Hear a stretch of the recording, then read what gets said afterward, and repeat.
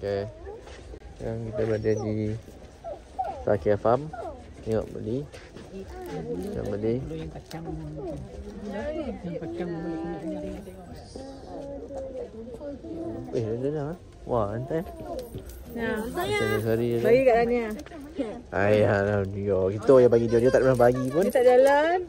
Ya? Dia mana jalan? Ini berapa satu? Satu RM3.4. Adik, gimana? Syah. Dia nak ambil bol tu. Adik. No. Tu dah ada mainan tu. Tu ada mainan. Ha. Ada.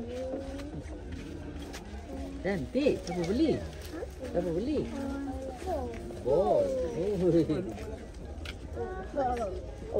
Ni kitchen.